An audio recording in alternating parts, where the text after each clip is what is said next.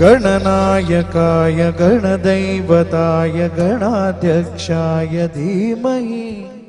गुणशरीराय गुणवन्दिताय गुणेशानाय धीमहि गुणाधीताय गुणाधीशाय गुणप्रविष्टाय धीमहि